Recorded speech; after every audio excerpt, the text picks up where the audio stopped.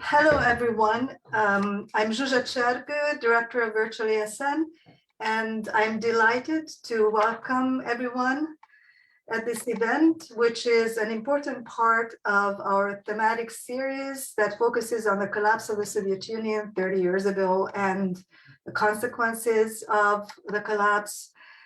I'd like to, first of all, thank the organizers, Myra Waterbury and Angela Kaczynski, who are part of the Virtual ASN leadership team and have put together this exciting panel of some of the best known experts on the field who will talk about contested identities and state making in the post-Soviet space, which is obviously a very timely, important topic. The significance is not just for ASNers, but beyond those who study nationalism in this region.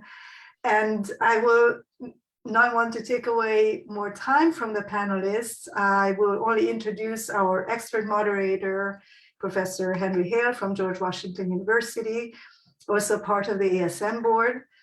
And he does not need much introduction. He is one of the most influential scholars of Russia, Russian politics, and the post-Soviet space. We will be posting short bios of panelists in the chat, so watch for that. And now I'm just going to give the virtual floor to Henry Hale. Okay, thank you very much, Zsuzsa. I'm very excited to be here. And so because the bios of the speakers will be given to you in the chat, I won't elaborate, but I will say that we have decided on the following order. And so we will go first with Marharyta Fabrykant from the Higher School of Economics in Russia.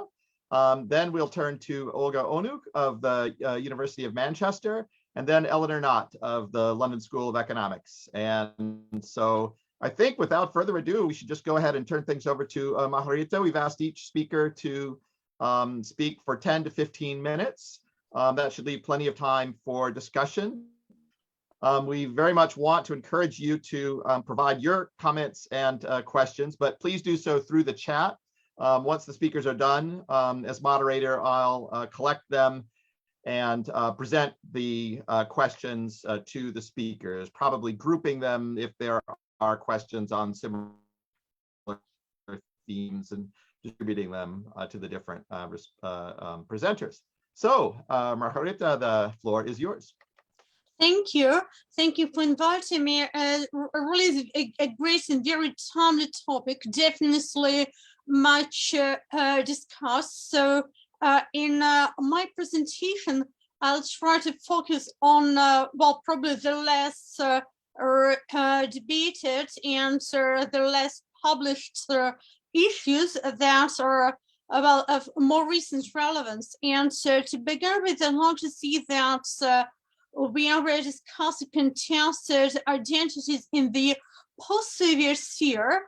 It's important to consider that, well, first of all, the post-Soviet sphere has been there, or well, for Russian speakers, more like here, for well, for over 30 years now, and nearly half their time the Soviet Union was there, and well, 30 years ago, yes, when the Soviet Union collapsed, there was the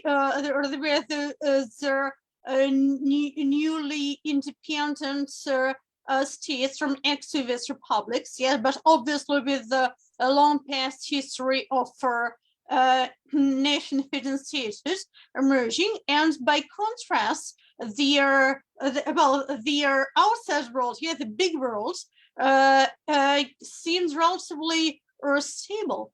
Well, nowadays, from actually some European countries, and I think I can speak from an insider's perspective here, it's exactly the other way around. First of all, we see contested identities all over the place, yeah, all over the world. We see memory wars appearing and really taking up a great deal of agenda in many countries. We see some issues like the U.S. Civil War that supposedly used to be settled. Now they become unsettled again. Yes, and we like to speak about nationalism and national identities in settled versus unsettled times. Nowadays, we're definitely going through these unsettled times, and the pandemic obviously contributed to it, among other factors. And strangely enough, the world seems to grow more and more East European, at least in this week. And the question is, how do Eastern Europeans feel in this world vis-a-vis their national identities? And to answer this question, I'd like to highlight 3 points. And point 1 is that, yes, while we were discussing this post-Soviet transition, somehow, yes, as I said, it's been here for 30 years. So many national identities are in the region. I'd say acquired much more stability, and I mean primarily in the public perception. So, basically people are they got used to the fact that, their Soviet Union is no longer there. They got used to their states, and a lot of people, the newer age cohorts emerged, and already became legal adults and entered the job market and so on, for whom this is the only reality they know, and it's not contested in this way. But what follows is that when this big world becomes this not exactly a mess, but this collection of some local or regional messes, there is a growing quest for stability within the country. So basically, in the public perception, I see the situation is exactly the opposite to what it used to be about 30 years ago. Yes, so people are looking at their own national identities as a kind of safe havens, and so there is some stability in their perception, and there is a strong demand for a reinforcement of this stability, and for that reason, if some new history narratives appear, they would be better perceived probably if they don't appear as also new. And also there is a quest for the new relevance of tradition as another source of this stability. So those who can provide an answer to the question what our ancient traditions are would find quite a wide welcoming audience. And the second point I think it's important to make is that now probably more than ever, and certainly more than 30 years ago, in Soviet countries, probably to some extent, as opposed to Central Europe, people want positive national identities, not ambivalent. So, a lot of national identity imagery is built along the lines of these soul searching, these building up for complicated, sometimes ambivalent national identities of deep emotions and so on. I say that in Eastern European countries, and specifically, especially the post-Soviet countries, now more than ever, people don't want this ambivalence. They really want to see unequivocally positive identities. And what's important in particular is that they want to have a positive image, not only of the people, of our people, that too, absolutely, but also of their countries. So especially as I viewed lately, their critique of the country from the outside, or even when combined with some compliments towards the people, is not favorably perceived by many. So people want their country to be positively viewed, and they find a lot of specific grounds for it, exactly because they seek it, and it's not so difficult to find it. And the third and final point is that obviously no national identity, especially nowadays, is constructed within a society that is detached from the other societies. So there are multiple models of national identity construction and nation building. And I see that here again, in post-Soviet countries, unlike in Central Europe, the European model is not, actually is no longer viewed as the only one or even the default one. So I see that when travel to Europe, prior to the pandemic, became more and more accessible, and also due to their all sorts of digital sources, the attitude towards Europe became more pragmatic. It's something known, and it's no longer something the Soviet people perceived from the 19th century novels, probably.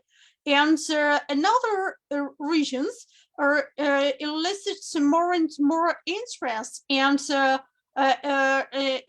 China in particular, among the new regions, also some other Asian countries. And as a result, there is this multiple comparison. So when Eastern Europeans try to evaluate their situation in their own identities, they no longer compare themselves solely to Europe, maybe not even primarily to Europe, but to many other countries in various parts of the world.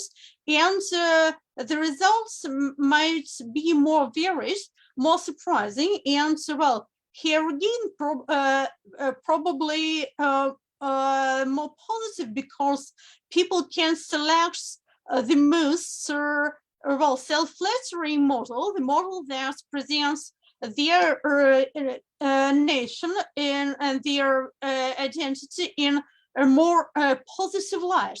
So here again, maybe in contrast to the Central Europe. So my conclusion is that in the near future, we're going to see some kind of rise in maybe pride in the countries, whether or not it's very obvious from the outside. So their identities might become much more unified and positive, and therefore, surprisingly enough, for this region, also much less contested, especially in comparison. Thank you.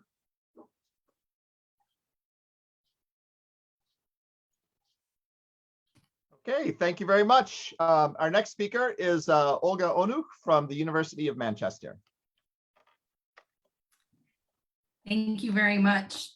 So I think my presentation will work very well coming off of some of the final words Marharyta just said about this possibility of a unified identity. And so I'm going to talk about Ukraine, a case that I know personally very well, and also professionally. I've been studying quite intensively the issue of identities, specifically ethno-linguistic identities and civic identities in Ukraine over the last 8 years with Henry Hale, but also Gwen Sasa and Volodya Kulik and Tim Colton and Nadia Kravitz. So much of what I'm going to have to say today, I also owe respect to my fellow co-authors and co-investigators on this.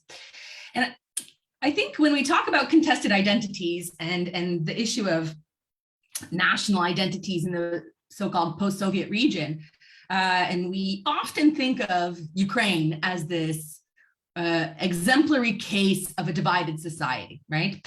And this has kind of been the discourse of how the Ukrainian case has been approached for many years by a diverse group of scholars and practitioners and policymakers, both within and without Ukraine.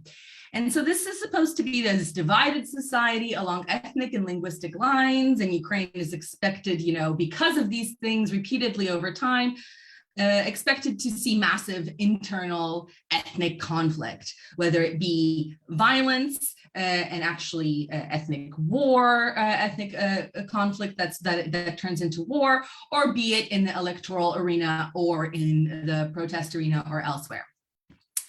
But I think, as many of you will obviously already know, we really for decades misunderstood the role of identity and specifically ethnic or national identity in Ukraine and its connection to linguistic practice. So I think we by far misunderstood the role of linguistic diversity in Ukraine and its relational fluidity. And I think really importantly, we overlook the fact that ethnicity, be it based on linguistic or other grounds, does not overlap neatly with things like linguistic practice. So linguistic identity may not, in fact, overlap with the language people use in their daily lives, let alone these factors do not actually overlap very neatly with political behavior or public opinion like protest, especially when we dive deeper and deeper and construct better and better tools on how to capture and measure identity. But I think most significantly in Ukraine, especially in those decades where we talked about it being this divided society, we repeatedly underestimated within our disciplines the role and centrality of a strong sense of civic identity in Ukraine. And perhaps we need to kind of, rather than consistently talking about Ukraine as a divided, contested identity space, country, context, we instead need to talk about Ukraine as a unexpected perhaps, but nonetheless critical case of contested identities where there has been a strong and collective civic identity for decades, and it's getting stronger and stronger. So this fact has only been highlighted by the real experience of war in Ukraine. We know that in 2014-15, fighting did not in fact spread to other Eastern majority Russophone plurality Russian ethnic regions, as theory might have expected for this divided contested identity space.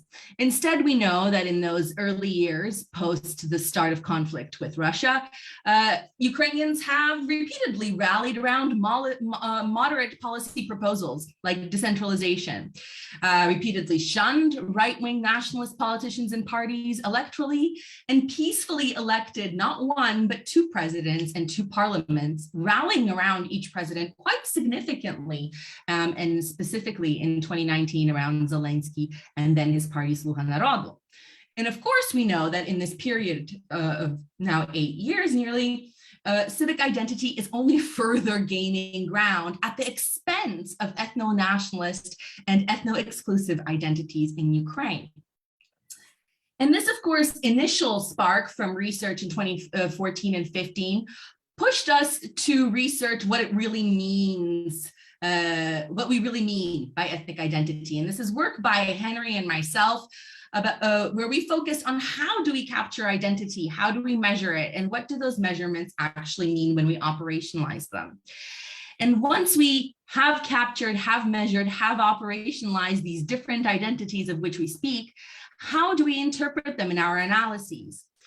And I think the most important thing that Henry and I have learned in our research has been that Ukrainians are actually increasingly less divided by language, not more, even in the presence of a potential trigger like a conflict in the east of the country. And moreover, we have found that different measures of Ukrainian ethnicity or Ukrainian ethnic identity captured, thought previously to capture the same thing, actually capture very distinct things. And we identified 4 dimensions of ethnicity in Ukraine: personal language preference, the language you prefer to speak every day; language embeddedness, with the language that your family may speak or you speak at work; ethno-linguistic identity, which we typically employ the native language measure; and then nationality and civic identity, which we typically use the forced choice category of which group do you belong to. Now, interestingly enough, recent research with Gwen Sasa has shown when we applied this methodology to our study of Belarus, and we found that when we asked these different types of questions and we tried to capture ethnic and linguistic and national identity in these different ways, we find similarly that in Belarus, these things don't overlap as neatly as one might have thought. So perhaps a lot of the things that we have been saying around these issues and their role in nation state identity building in the region are problematic because some of our tools might have been not as robust as they could have been. And of course, those of us who aren't Belarus scholars in the same way that, for instance, I'm definitely a Ukraine scholar, we need to have more conversations with Belarusians who study Belarus about how best to extend this methodology further. And here I want to highlight some of them. When you do break these 4 dimensions up, you find some interesting things. So for instance, you find in 2014-15, we found that personal language preferences, ethnic and civic Ukrainianness shape attitudes towards both language policy and NATO. But more recent data that we collected with Gwendolyn Sasa in 2021 shows that in fact, NATO support for NATO policy is not as closely linked to either ethnic or language preferences as it was in 2014.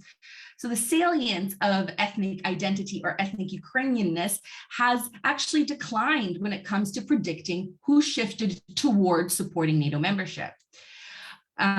And of course, several other scholars have found interesting things when it comes to Ukraine.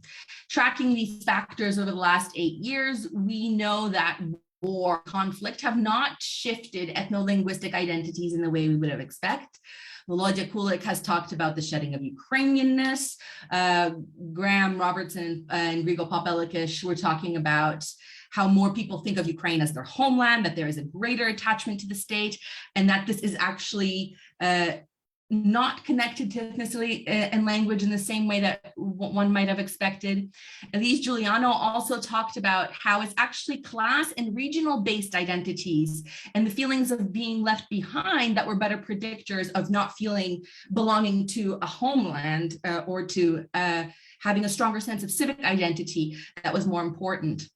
And interestingly enough, Gwen Sasa and Alice Lackner's research has shown that IDPs actually have seen increased levels of civic identity when their ethnic, linguistic, be it preference or identity-based measures did not change at all. And that's over time comparison. So here's my main point when it comes to so-called contested identity in Ukraine specifically. For most ordinary Ukrainians, it is not about language or ethnicity. It is about a strong sense of civic identity, yes, but it's not about language or ethnicity. They have a very fluid and blurred identity when it comes to these things. And these are both situational and relational. And they negotiate their linguistic preferences and identities and ethnic identities over and over and over again between each other, and they're okay with that. The people who are not okay with that is two groups. One group is perhaps the academics who do not want to get on board with this idea, I don't know, that Ukrainians are actually fine with a very diverse and complicated, multilinguistic, multi-ethnic story. They negotiate it on a regular daily basis. And that is actually not the most important thing when it comes to determining their strong civic identities.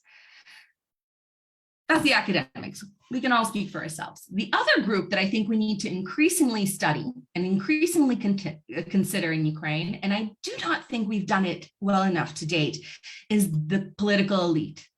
Because it is the political elite who keep bringing up the discourse about language and ethnic divides. And this is not a phenomenon that started with the Orange Revolution. This is not a phenomenon that started with Yanukovych, and this is not a phenomenon, obviously, that continued throughout the war. This is something that Kravchuk started in that very first presidential election, when he was trying to gauge support from the electorate by shoring up some of these more emotional, perhaps, linguistic and ethnic identities. And they still keep trying to do this today in Ukraine. And I don't think we can blame external actors on this, this pattern. Certainly, Poroshenko thought that in order to win, he had to not only talk about Armia, but also Mova and Vira, language and faith.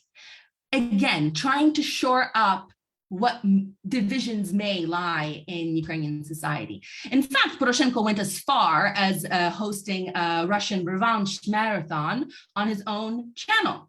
Now, unfortunately, this was an incredibly bad electoral strategy, be it by Kravchuk back in the 90s, or be it by Poroshenko in 2019. And this is, I think, luckily it didn't work out, not so much because of who won in the end, but rather that it didn't work to divide the country in the way that Poroshenko might have hoped for his electoral benefit, because it also doesn't divide the country when Putin or external actors try to do it. Ironically here, Zelensky has become the unlikely uniter-in-chief in Ukraine. He's an Eastern Ukrainian Russophone that has become Ukrainized in a way that has been actually quite incredibly flawless over time. I'm really surprised by this. But most importantly, he has particularly chosen to change his discourse and adapt this unifying all Ukrainian civic discourse. I did a qualitative analysis of every single speech Zelensky has made since the beginning of his presidency. And I find that he increasingly talks about this collective civic Ukrainianness. We are all one Ukrainian nation.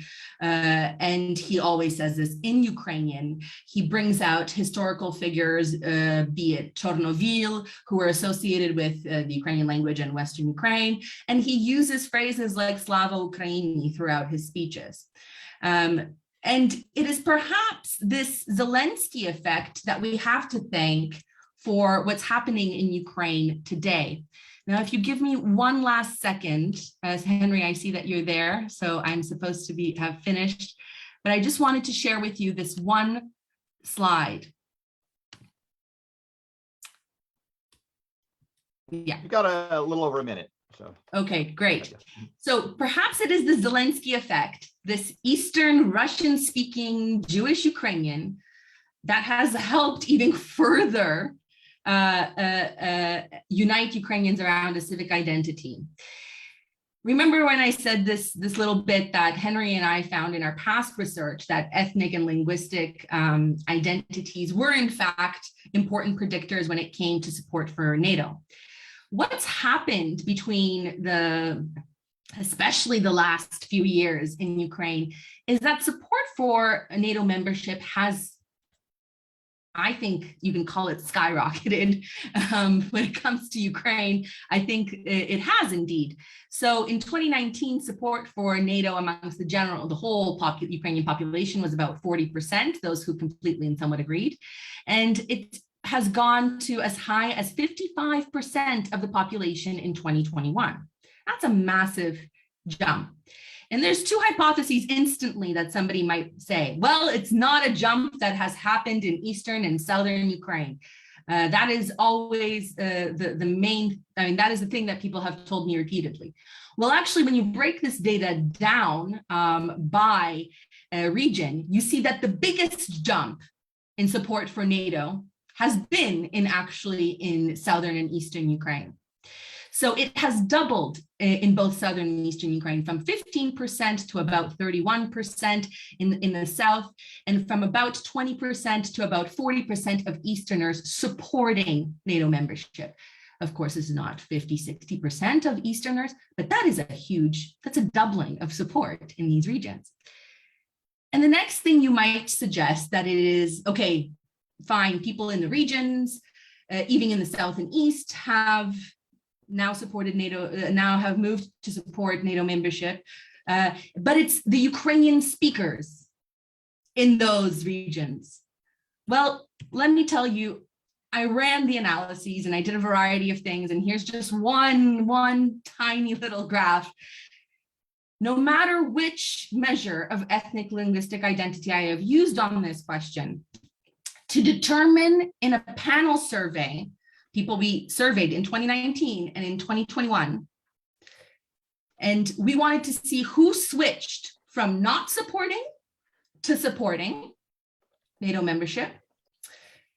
And it is not the Ukrainian speakers. It is also not necessarily, Ukrainian speakers are neither more or less likely to have become supporters of NATO membership. Those who say that they speak both languages as their native language or be it in language practice equally, these are not the people who have become also more likely to support NATO membership of Ukraine. Who has? It's people that turned 18 after the Orange Revolution and that were undecided in 2019. Ethnic and linguistic identities don't seem to play a role here. What does, and that's in further robustness checks that you can't see here, is a strong attachment to the state and a belief in civic duty in Ukraine. That's for the next paper, but I've only found this out with new data in the past week. And I would love to hear what all of your views are on these new findings. Okay, thank you very much, Olga. Our next speaker is Eleanor Knott from the London School of Economics. And I would also just remind people to please share your questions and comments to submit for discussion in the chat, and I will then relay them to the speakers after Eleanor is done. Thank you. Great, thank you. What is, I guess, the privilege of going last, and thank you so much for the panelists for organizing this, is that I get to be like, yeah, I totally agree. And I want to repurpose some of the findings, framework, and implications of a book that's coming out this year that I wrote on kin majorities and identity and citizenship to kind of demonstrate how and why I agree. And I think what's really fascinating is that in many ways you wouldn't expect Moldova and Crimea to be agreeing with the Ukrainian Belarusian experience. I'm going to talk through a little bit why they are, and again how I agree that nationalism is often formed as an electoral cleavage, but it doesn't mean that it's salient for voters. It means it's seen by elites as being politically strategic, but not actually reflecting divisions in society. And something that I'm not going to talk about today, but I could have done, and that I'm curious about Ola's thoughts about this, is also generational effects and how socialization in the post-Soviet regime is really creating new forms of identity that are not problematizing ethnicity in the same way, and that we've kind of overlooked. But yeah, I'm not going to talk about generational effects today, but I just wanted to throw that out as something that is interesting in the work that I've done. So I'm going to talk a little bit just quickly through what I mean by kin majorities, and then get on to some of the meat of what I want to talk about today. So my work is a comparison of these two cases of Moldova and Crimea that I define as kin majorities, being communities that are in states or sub-states that are claimed as co-ethnic by an external state. And I do this to shift the lens of analysis in kin state work from minorities to majorities. But what I want to focus on today is more what kin majorities illuminate, and particularly the cases of Crimea and Moldova, because we can think of them both as kin majorities, but as also peripheries of peripheries, and what we can learn from these peripheries that can actually inform the center, kind of the more dominant narratives that might be taking place within these cases and elsewhere. And I think also here about, I'm going to give a shout out to Marnie Hale, who I think is in the audience, and embarrass her, because I mean, her work is also very much asking us to think about what we can learn from borderlands, and people have referred to Moldova itself as a kind of contested periphery. Why are we studying nationalism from the center and not from the peripheries, and what we can learn from that? So I think that these kind of contested peripheries of peripheries can shed a lot of light on the nature of contested identities, the function of contested identities, and flip on their head whether these identities are contested in the first place, and what the role of those contested identities is in state making. And I'm not going to talk so much about state making today, but more kind of the legitimacy of the state. And just to caveat that the book is coming out this year, but the fieldwork is unfortunately quite old. It's from 2012 and 2013. So I'm talking about a kind of history of the recent present. But I still think it's insightful for the current situation in Moldova, even though we've had several governments, and insightful for reimagining or questioning or challenging some of the assumptions that have come out about Crimea since annexation in 2014, because all of the work that I was doing empirically about Crimea is from that period just prior. So one of the things that I use this work to do is to contest whether Crimea really was as pro-Russian has been projected, both by Russia, that to kind of legitimize annexation, that people were just waiting for them to come in. And I would argue even by Ukrainian political elites also have seen Crimea as a kind of waiting for Russia. And Western scholarship too, very much saw this just as a kind of Russian majority. And instead, what I try to do is look at the meaning of Russian identity and to not align identifying as Russian with identifying with Russia. So to kind of pick that apart. And Ola was talking about this again, what I think is fascinating about the people that I interviewed in Crimea was that there was definitely a nascent civic identity brewing in a place that you would not expect it, that there was and I call them political Ukrainians because they didn't want to identify as Russian. They didn't want to identify as Russian like their parents. And so they were particularly young people. Even more were those that were kind of interconnected with friends and family living in mainland Ukraine, or who had educational experiences studying in university in Kyiv and elsewhere. And again, kind of going back to these peripheries, you would not expect political Ukrainians to be existing in Crimea. Everything that you're kind of reading about it would be as if these people don't exist. And I think annexation has kind of also wiped over their presence, or I would argue probably their absence now in post-annexation Crimea. And also to question and to turn on its head whether Crimea was really a region of Russian passportization, whether people really wanted Russian citizenship and Russian passports before, or if it was even really available. And I look at this kind of, was Russian citizenship both available, desirable, and how identity and citizenship kind of interconnect, and I'll talk a bit more about that in a second. But to move on to Moldova, again, just to tie this into what people have already been discussing, Moldova is, I mean, probably Ukraine is seen as more exemplary, but anyone reading anything about Moldova will be struck by how people talk about it as kind of stuck between Russia and Romania geopolitically, and also in terms of identity. And that the identity within Moldova is kind of polarized between Soviet ideas of a Moldovan nation and Romanian kind of nationalist forms of identification. And so the contestation that's often imagined in Moldova is between identities, or between these kind of identity polarized positions. But actually, the work that I do in Moldova is showing that there's actually more contestation within forms of identification than there is necessarily across. So even kind of turning on its head what contested identities mean in the first place, because it's not so much about self-other contestation between saying I'm like this and I resist people that identify differently, but really about the contestation over meaning and content of forms of identification. So identifying as Moldovan for one person could mean a totally different thing linguistically, politically, ethnically as someone else identifying as Moldovan, or identifying as Romanian, or identifying in this kind of hybrid space between the two. That again, it's not about the contestation between Romanian and Moldovan forms of identity, but really about negotiation and strategies of negotiation and how those identities can also align with civic forms of identification. So people might use the same terms, they might complete a census or a survey identifying in those ways, but we don't actually have a sense of what that identity means. And it's only by kind of unpacking narratives and articulations of what people mean when they identify in those ways, or how those forms of identification might not necessarily fit in those categories in the first place, that we can actually understand the meaning of identification is itself contested. But does that mean the state is contested? Because again, identity is kind of seen as the backbone of contestation in Moldova. As I said, it's kind of seen as a central electoral cleavage in the post-Soviet period.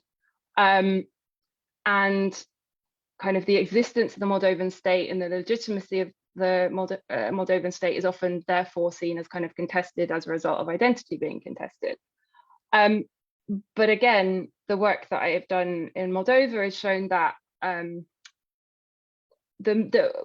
even if the meanings of identity are contested, even if what people call language is somewhat contested, it's really not about questioning the state as a result of that. It's much more about what the state isn't doing for people in terms of providing public goods than it is about whether the state doesn't have a unified singular identity. People don't really care, and they definitely don't want to keep debating identity anymore. What they want is the state to provide a better standard of living, better jobs, more security.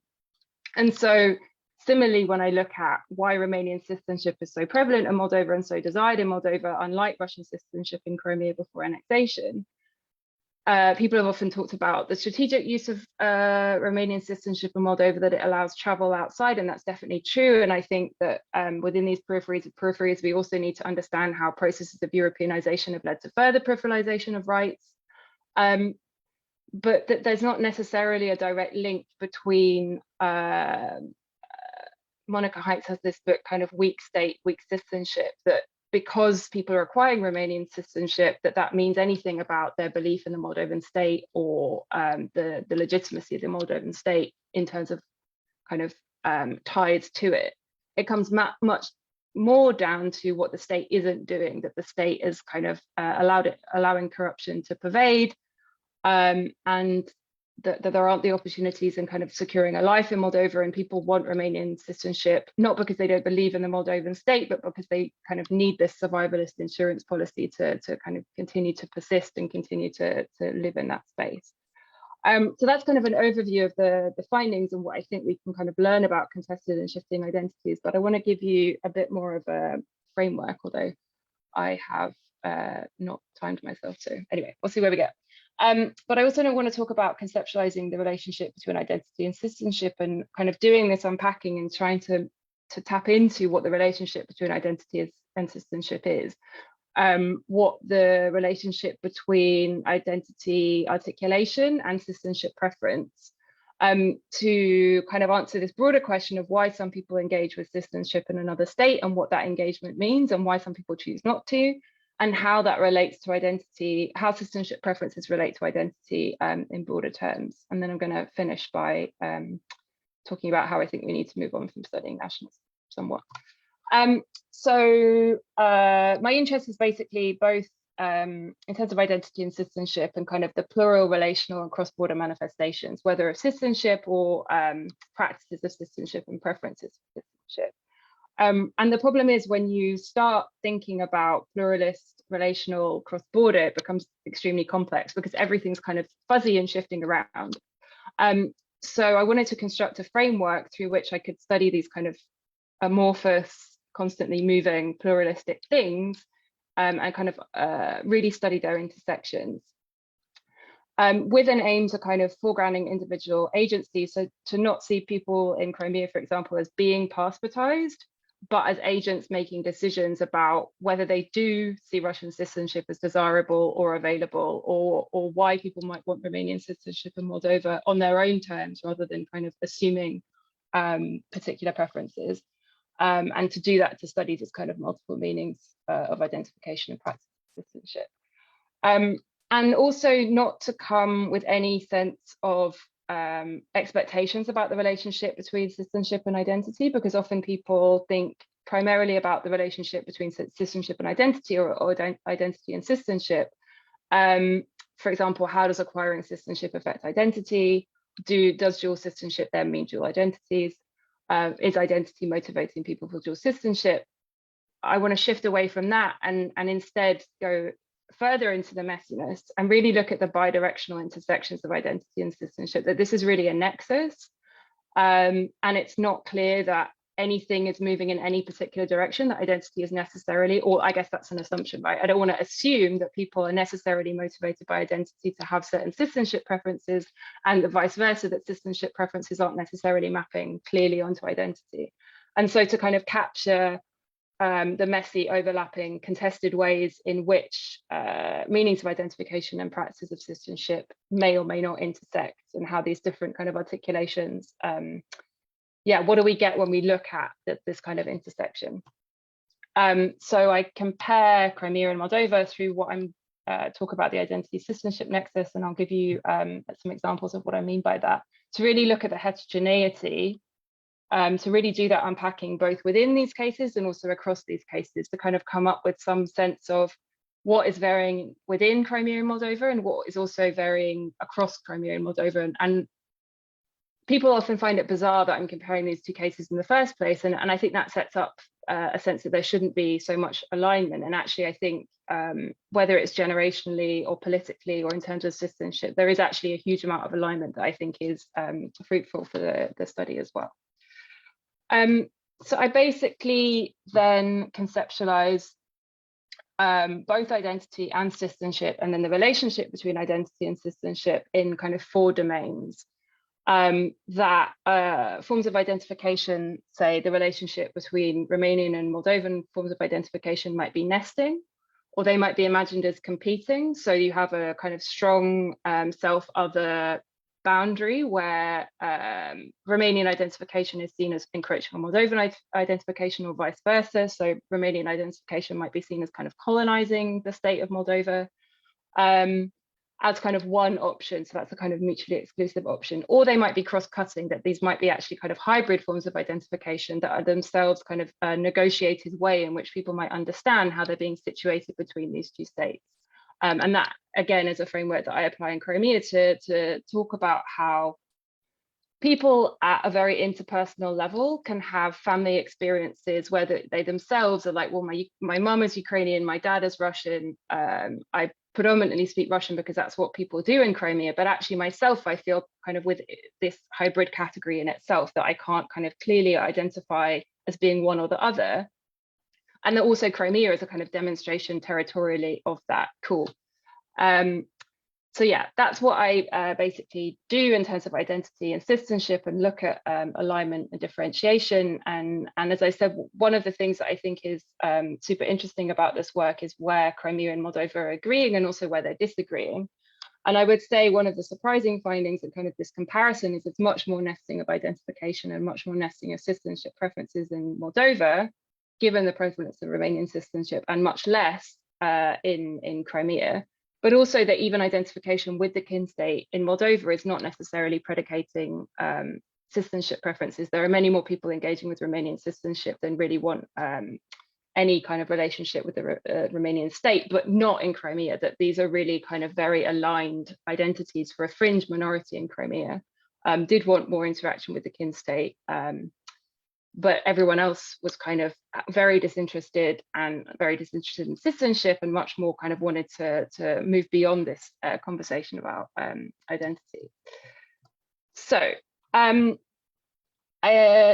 conclude and to really agree with the previous speakers, I think that where we've got to, and in a way, I think we have to study nationalism to come to this conclusion, but I think there's been a tendency to overdetermine the role of nationalism in post-Soviet state societies, political regimes, and And when you try to study nationalism, you try to study identity, you come up with this contestation among the people that you're interviewing who don't really want to talk about it anymore, and instead want to expose to you the many other things that are troubling them, like corruption. And that's just an example.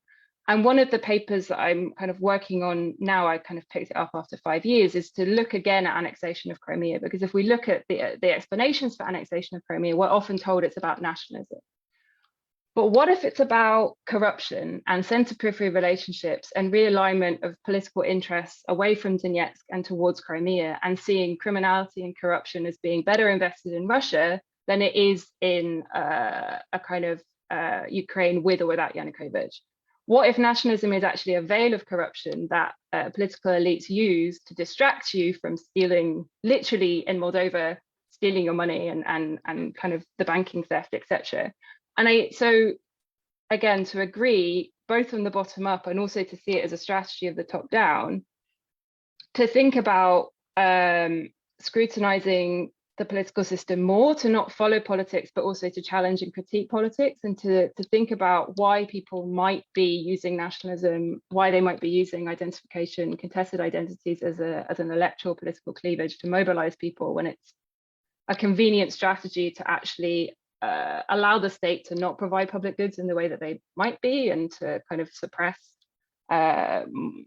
people asking more of the state, and also to get away with things, as I say, kind of, I see nationalism as a kind of veil against corruption. And I will leave it there, but I'm very curious to hear your thoughts, to take any questions. Thank you.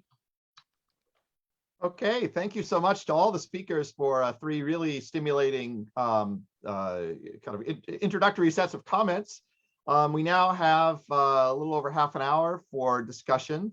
Maybe just to get things rolling, I'll lead off with a question, which is, given that we have just marked the 30th anniversary of the Soviet collapse and the roughly 30th anniversary, depending on where you count it, of independence in these states, do you think that any kind of layer of Soviet or post-Soviet identity still remains that is politically meaningful in these countries? And maybe relatedly, the former Union's core, the Russian Federation, has arguably played a role in trying to shape the identities in each of these countries and territories that have been discussed.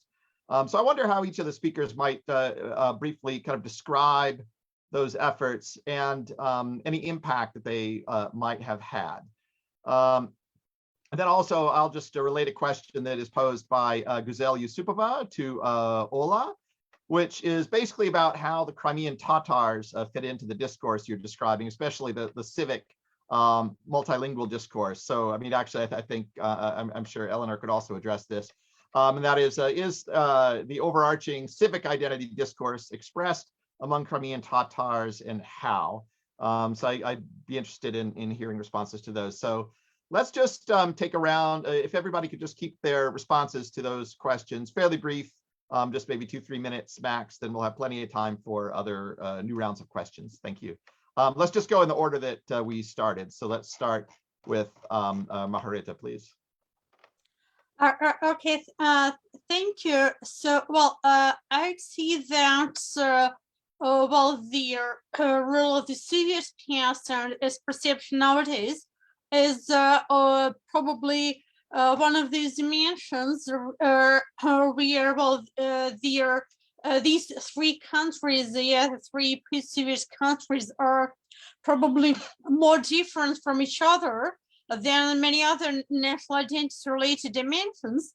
And well, I'd say for the case I did much of my studies in the past, namely the case of Belarus, I see that, well, this well, transition in terms of identity went surprisingly smoothly. So not just for well, the younger generations who for whom, well, the Soviet Union is something they never lived in because they were born much later, but also for, well, much older generations. In my, well, interviews conducted, well, the general opinion is like, well, okay, yes, so we used to live in the Soviet Union, it was a part of reality, and now we live in the Republic of Belarus, so it is the reality nowadays, and basically we are, that's what we are, and so okay, we have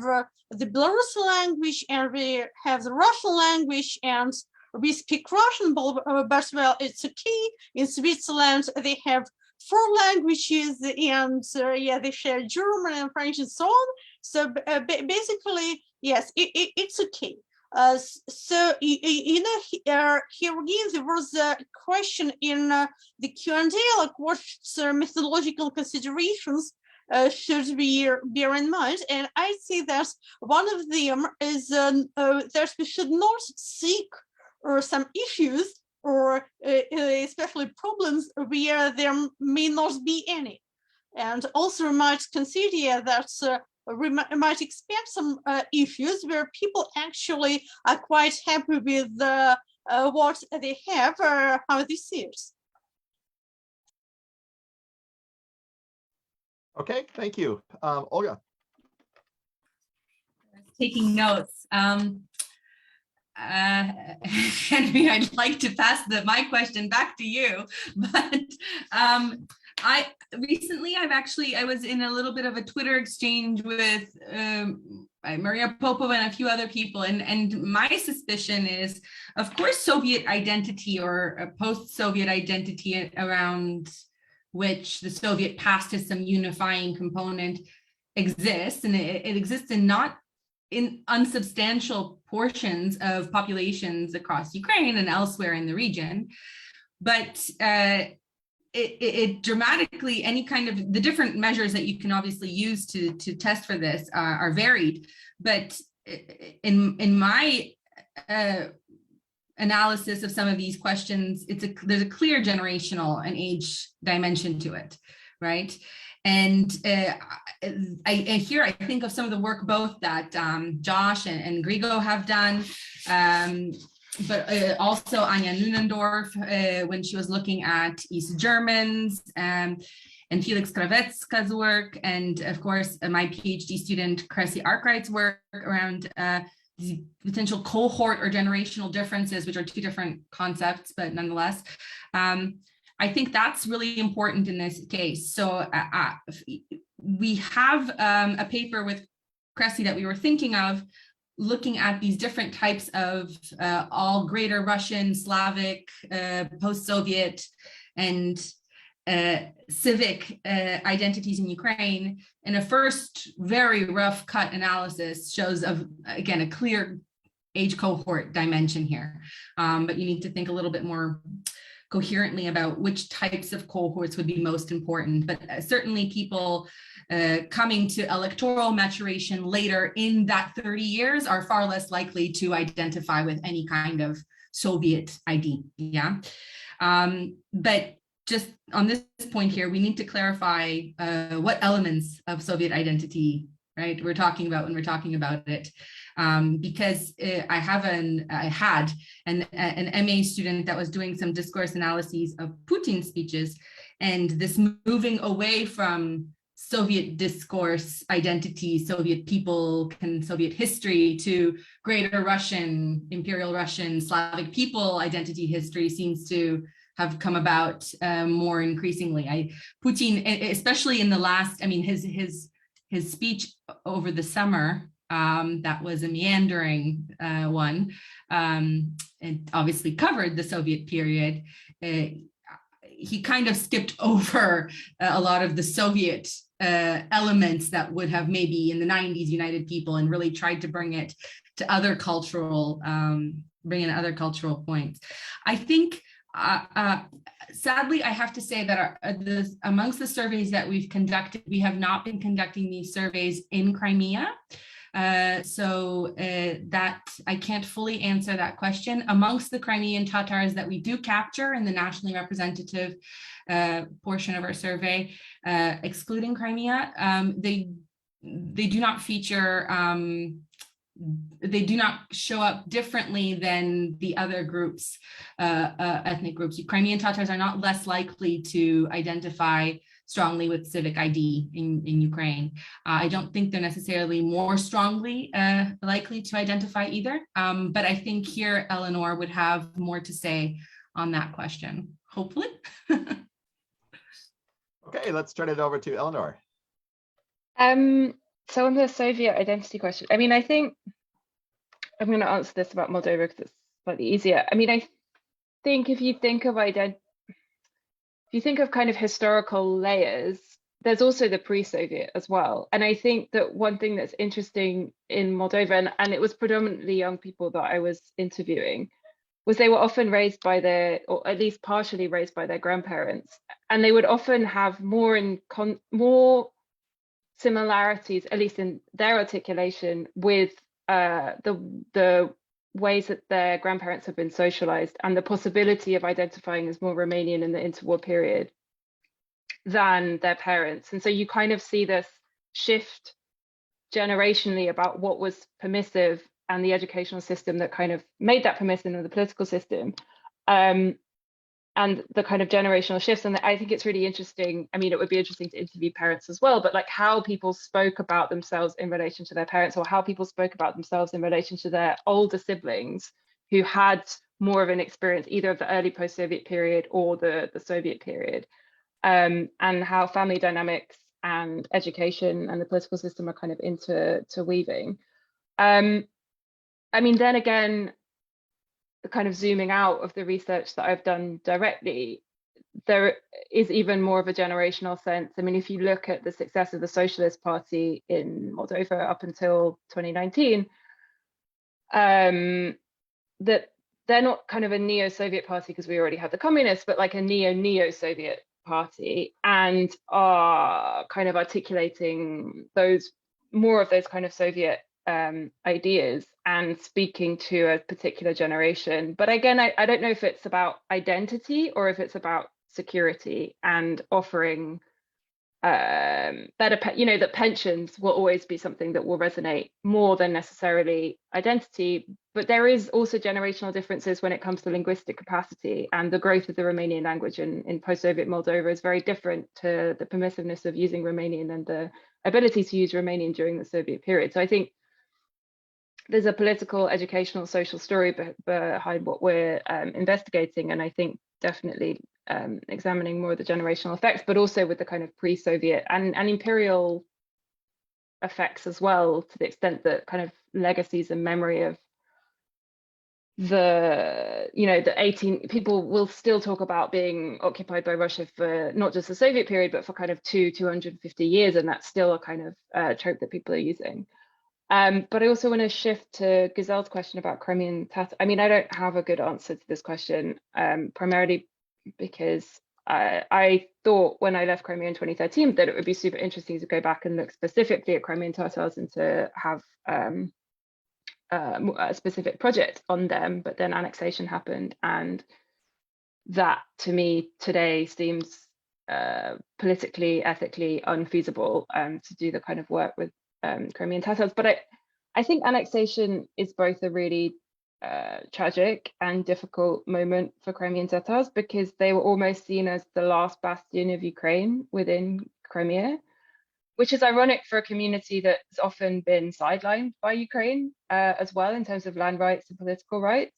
So the Mejlis was made illegal by Russia, but it's not like it was ever legalized by Ukraine either. And so I think it's interesting to look at also civic identity of Crimean Tatars, because in a sense, they've got less from the Ukrainian state than other communities. And so it wouldn't necessarily be that surprising that they don't have a strong civic identity. But yeah, I mean, I think there are definitely people looking at Crimean Tatars within IDP communities specifically that would be better able to answer that specific question, but just to give a broad sense of how my research is intersected with it. Okay, great. So we're open for questions. Do people have any questions or comments to pose?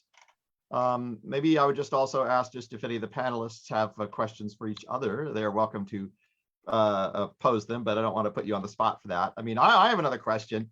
which is maybe kind of just I'm trying to think of broad questions that are kind of relate the really interesting talks to each other. I guess I'd be interested to hear your thoughts kind of on the flip side of what I was talking about before, which is about how the different identity concepts and discourses that you've been talking about relate to the idea of Europeanness. In terms of just kind of this idea of a supranational European identity. Is this something that's in tension with the dominant discourses, within the countries or territories that you've framed, or is it irrelevant, or is it something that's sort of deeply part of it? And has this changed over the past years? So let me just see. I don't see any other questions. Oh wait, maybe I do here now. I gotta. Okay. So okay, let me have the author, the speakers answer that question, and then I will get to questions, which I guess I'm looking for here. Just a minute. Okay, so please let's go in the order again. Let's start with Marharyta. Okay, so as I briefly mentioned it in my initial presentation, I'd see that this vision of Europe has become much more pragmatic as views from these post-Soviet countries, and I'd say Europe is viewed now more and more as some standard of everyday life, quality of life to some extent, and less in this idealistic way, and definitely less as a source of values.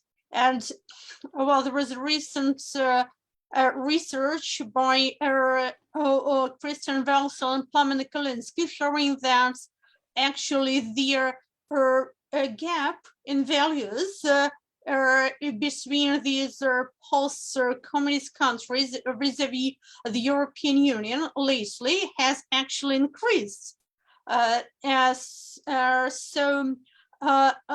also, especially for the older generations, Europe they perceives somehow clashed with the contemporary European reality, especially for those who hold rather traditionalist views. But that's something we see to a much larger extent in some Central European countries like Poland, maybe.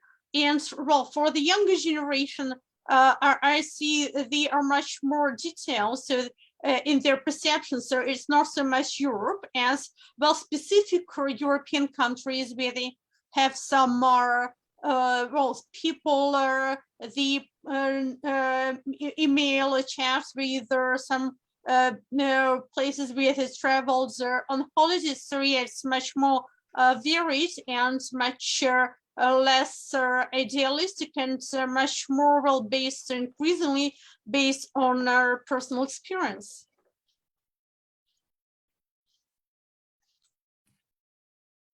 I think I would agree with everything what Marharyta has said. And I just wanted to add that recently, Gwen Sasa and I, when we were studying the protesters in Belarus, we were interested to find that a major cleavage that distinguished protesters from non-protesters in Belarus was in fact support for Belarus joining the EU, which is not something that most people expected to be the case in Belarus. And interestingly enough, in that case, it did overlap also with having Belarusian ethnic and linguistic identities and Belarusian language practice. So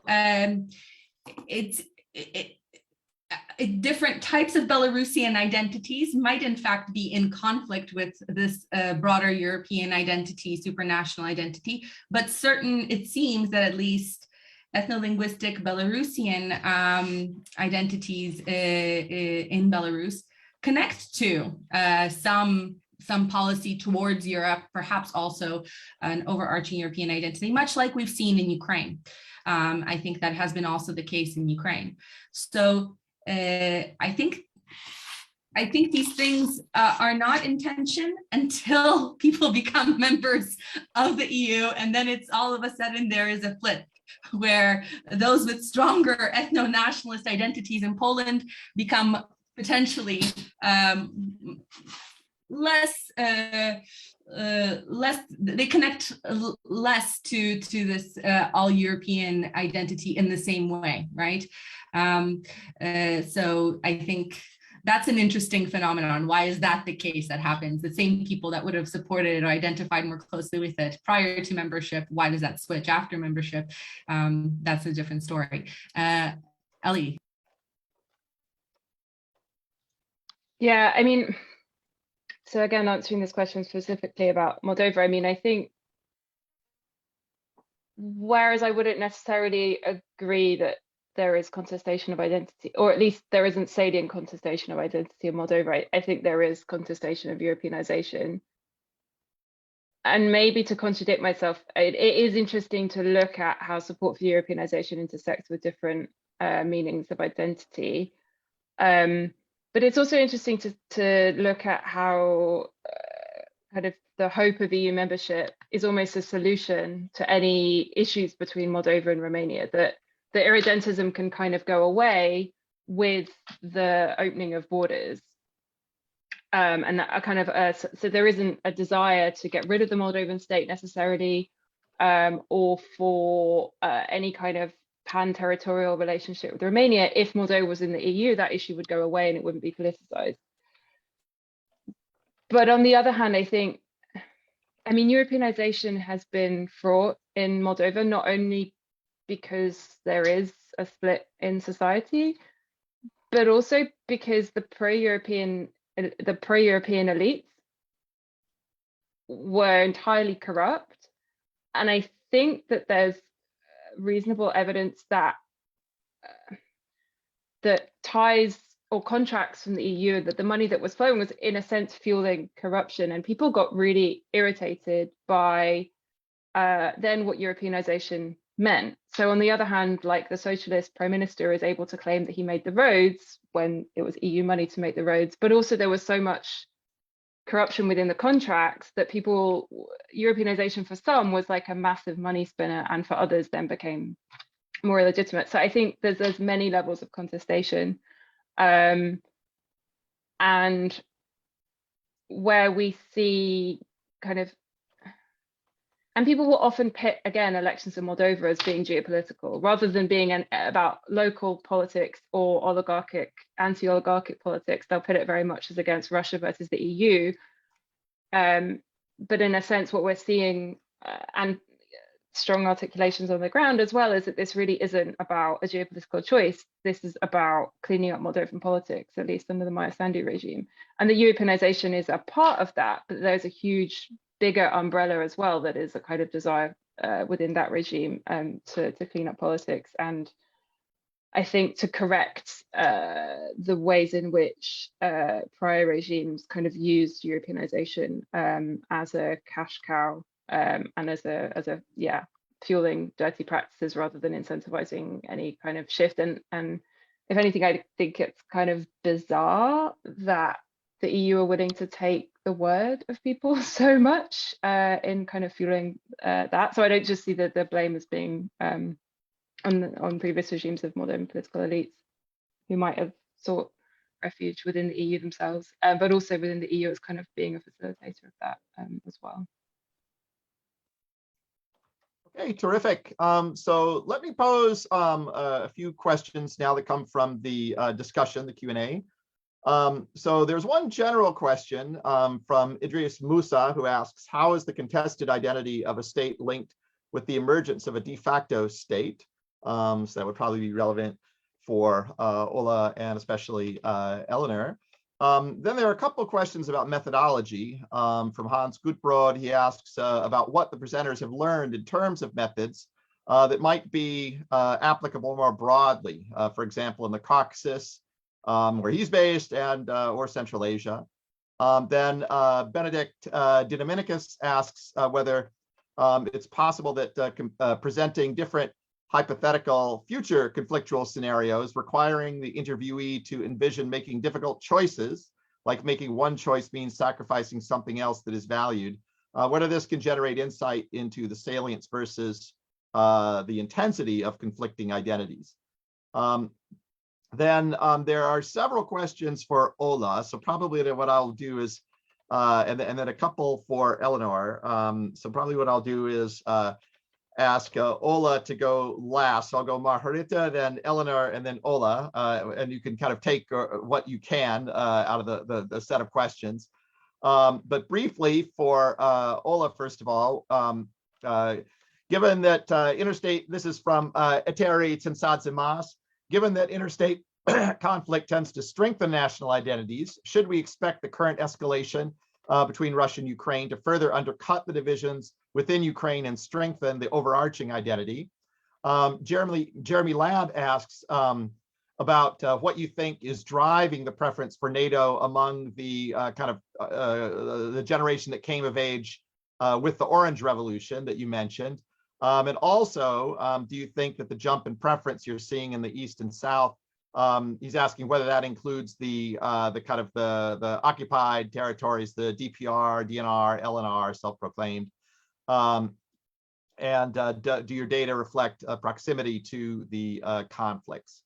Myra Waterbury asks about, given all the complex identity on the ground, do we know anything about broader support for or perceptions of what might be considered nationalizing language policies, such as the Ukrainian law on the teaching of languages in schools in the last few years? Sort of how did different groups react to that?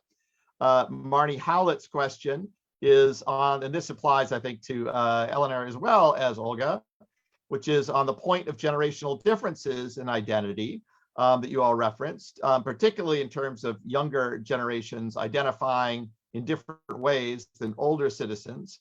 What is the role of the EU? So that kind of touches on, I think, what you've already said, but if you have something new there, please feel free to interject that. And then finally, Güzel Yusupova has a follow-up for Eleanor, which is, he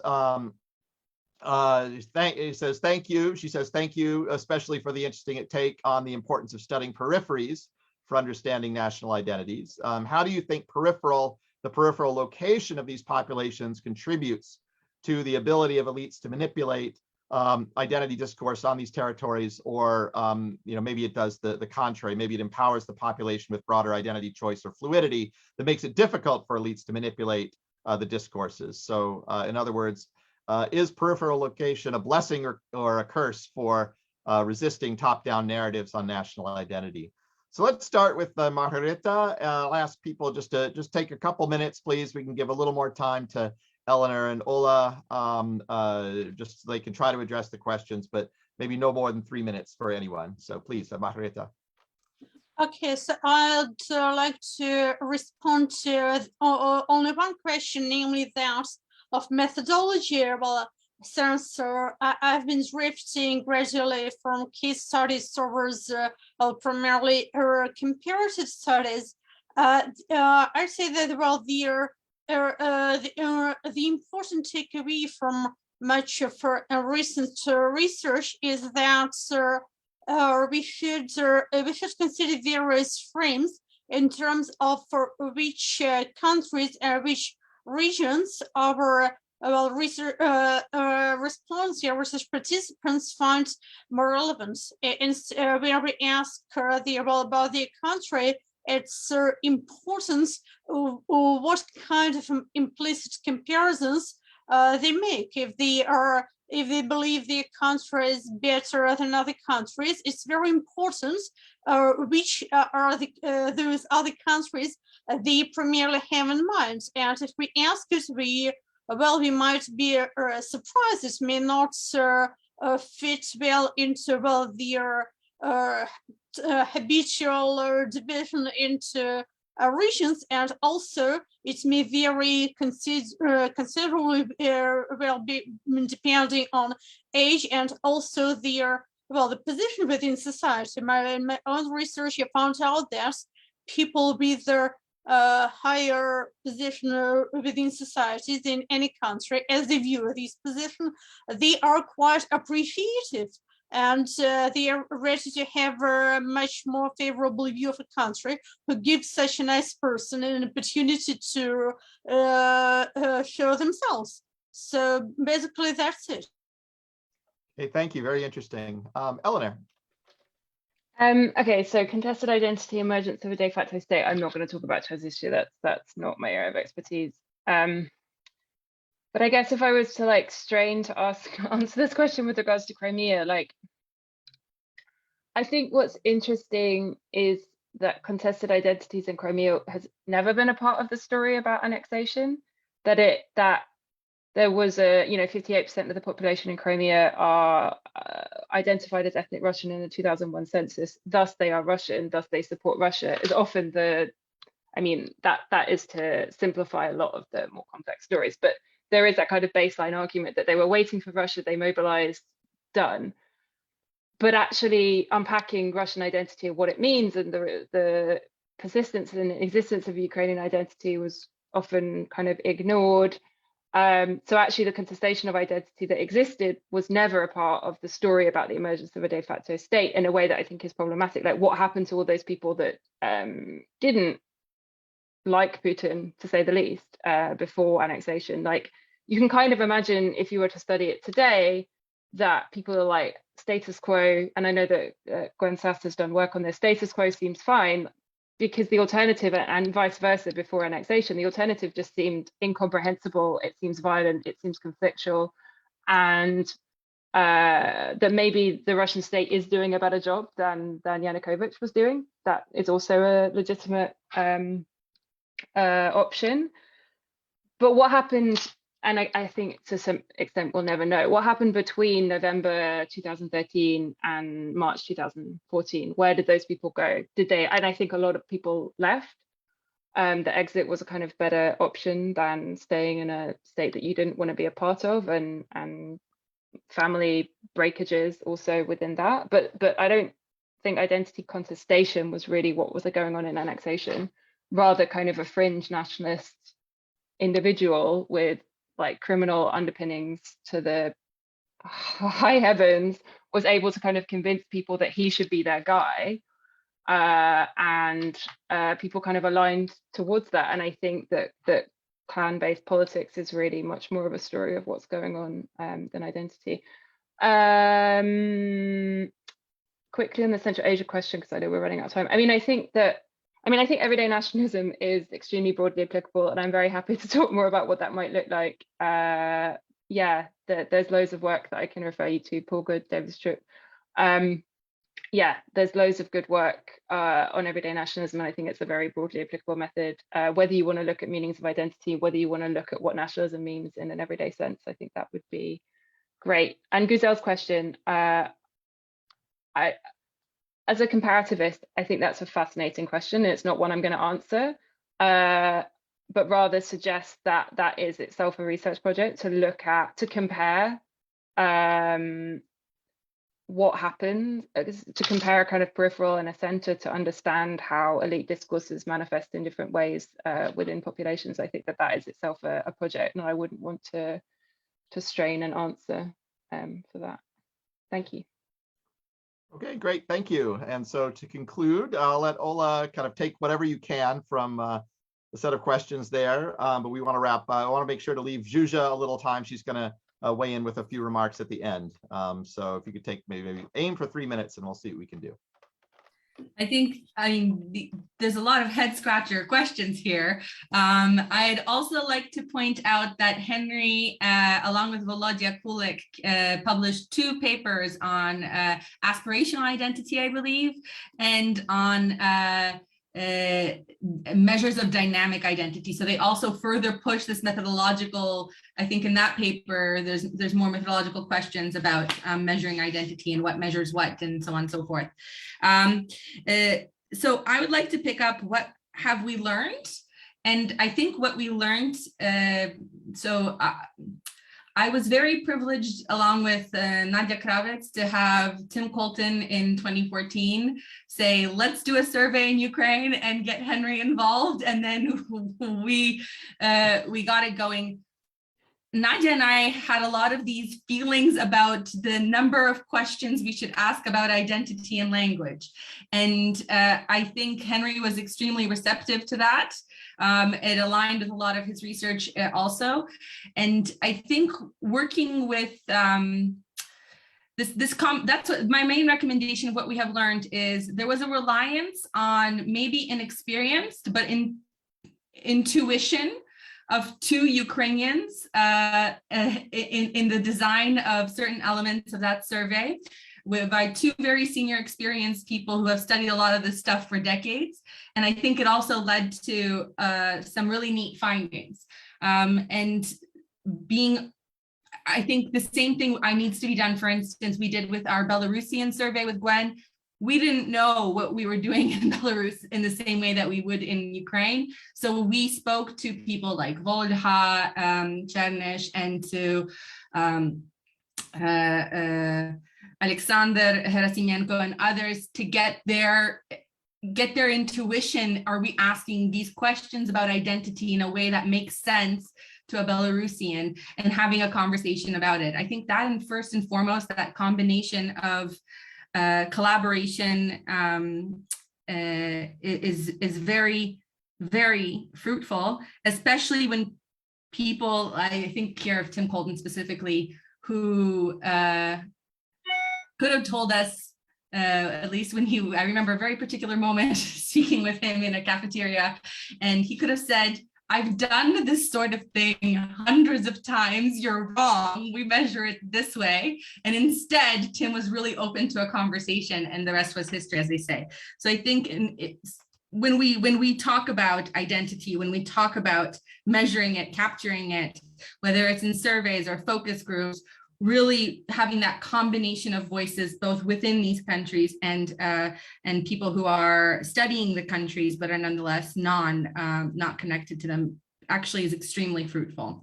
And I think that's the most important thing methodologically that I can think of here. You should probably let Zsuzsa weigh in. If you have one more thing to say, we can. Yeah, the last thing I wanted to say is the answer, the driving preferences for NATO. It's connected to the interstate conflict escalating civic identities. Yes, I think interstate conflict will escalate unification around civic. I think that's what explains the 18-year-olds after the Orange Revolution increasingly supporting NATO. They have grown up in a political atmosphere where there has been increasing and consistent episodes of aggression from Russia. And I think that's incredibly important.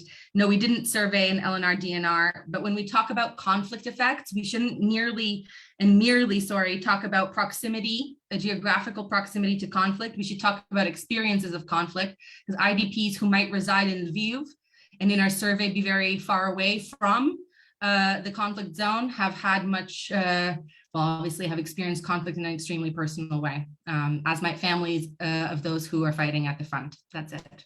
Okay, thank you very much. So I believe Zsuzsa Cherko, our esteemed president, is going to say a few words. Yeah.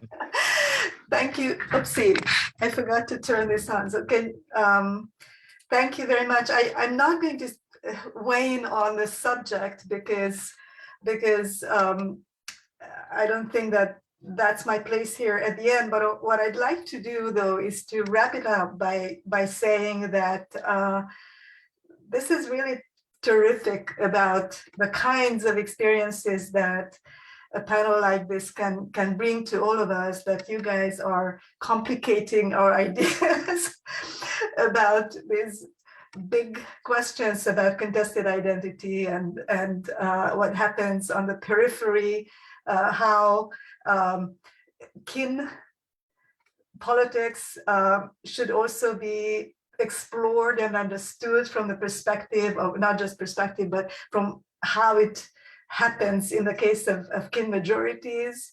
Much of the literature is about kin minorities and kin states, and this work that you are bringing to us is rich and complicated and thought-provoking and really exceptional. So thank you very much, and also thank you to an audience that makes this possible by raising the quality of the conversation by their questions and also contributions in the chat, contributing sources and comments that make it really, really wonderful. So thank you very much to everyone on the panel, everyone who has been attending, and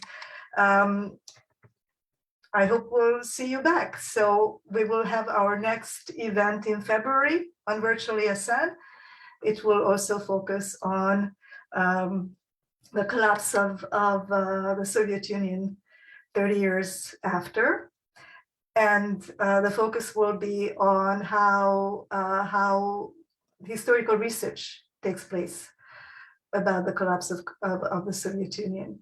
And so I hope that you will be back in February. Look out for the announcement about it. Also go on the Virtual ESN website, where you can find recorded archived videos about this that can be used for teaching. And also, I have to do this, ask you to consider joining ESN. So thank you, everyone, and see you back soon.